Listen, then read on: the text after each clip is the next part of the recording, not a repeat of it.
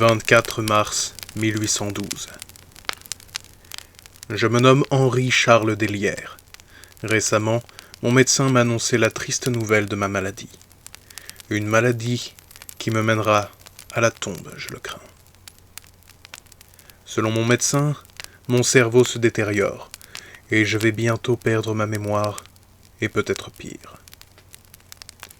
Il m'a vivement recommandé de tenir un journal qui me permettrait de faire travailler mon esprit et ma mémoire, me forcer à me concentrer.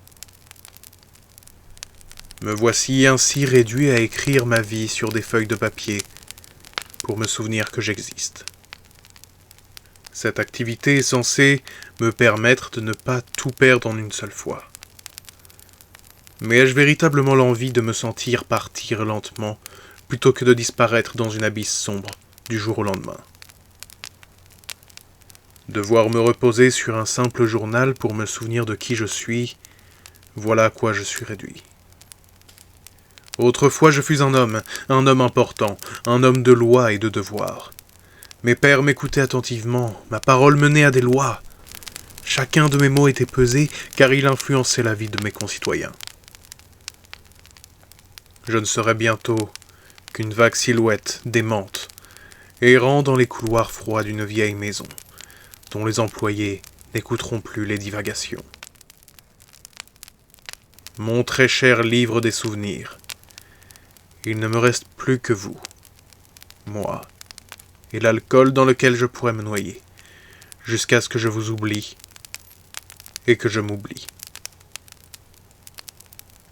30 mars 1812. Je ne saurais dire si les vieux murs de cette demeure dans laquelle je cache ma triste carcasse se referment sur moi, ou si cela pourrait être un des effets des différents médicaments douteux et de cet alcool que je consomme plus que de raison. Mais j'ai la sensation que le monde autour de moi change. Voyez-vous, ce matin, alors que je préférais rester immobile dans mon lit plutôt que d'affronter une nouvelle journée de faiblesse et d'inutilité, j'ai entendu mes gens s'occuper de la livraison hebdomadaire que je reçois. Mais leurs mouvements me paraissaient si clairs que j'étais certain que quelqu'un se dirigeait vers ma chambre en faisant craquer le parquet. Après être sorti de mon lit, je suis allé ouvrir la porte de ma chambre pour vérifier ce qu'il se passait.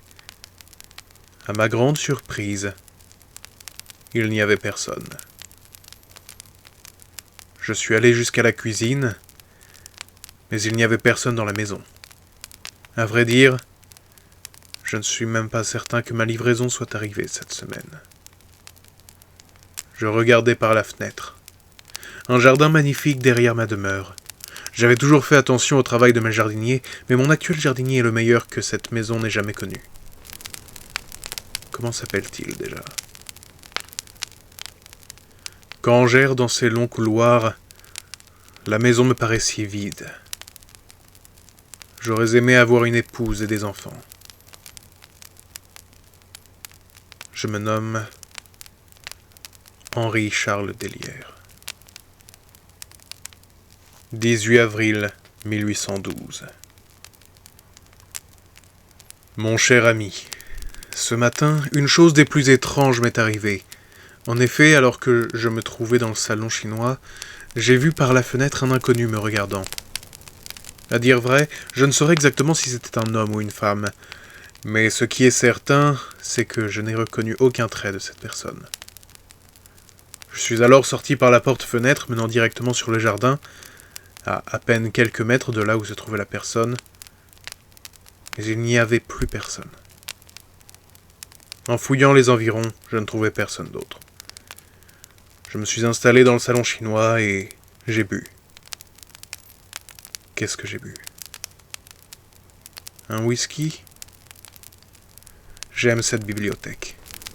C'est un lieu reposant. Je me nomme Henri Deslières. 23 avril 1812. Aujourd'hui, je me suis enfermé à l'extérieur. En tout cas, c'est ce que j'ai cru. Je suis allé me promener en ville malgré les conseils de mes employés de maison me disant de rester tranquillement chez moi. J'en ai plus qu'assez de ces vieilles pierres et de ce silence. J'ai besoin de voir à nouveau du monde. Après une courte promenade assez déstabilisante car je ne reconnaissais plus rien, j'ai décidé de rentrer chez moi. C'est arrivé devant la porte que je me suis rendu compte que j'avais oublié mes clés. Alors j'ai cassé la fenêtre pour rentrer.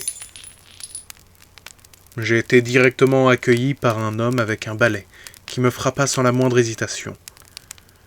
Je ne comprenais rien à ce qui se passait. Que faisait cet homme chez moi ? C'est en entendant une charrette dans la rue que je me suis souvenu que, face à ma maison, il n'y avait pas de rue. Je n'étais pas chez moi. Je ne connaissais pas cet endroit, ni cet homme.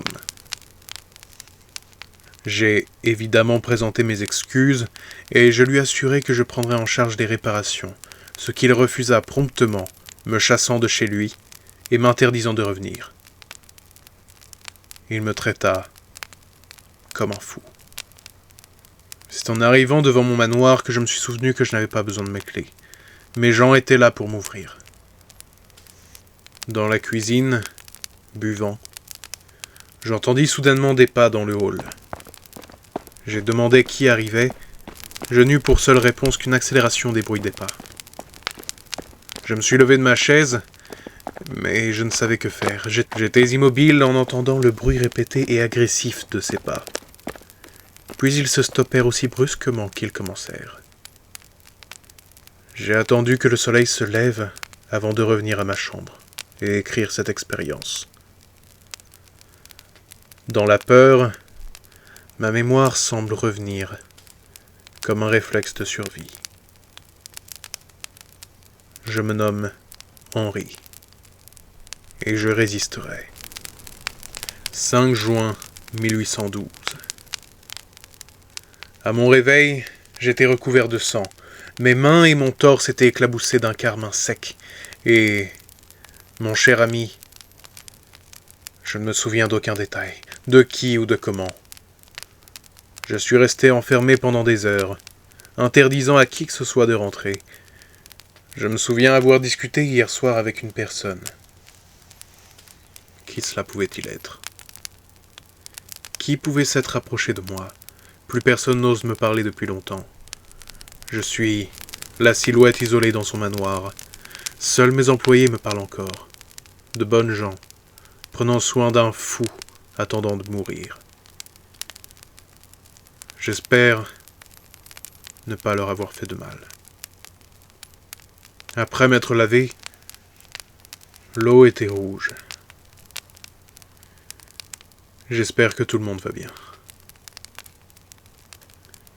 Je me nomme...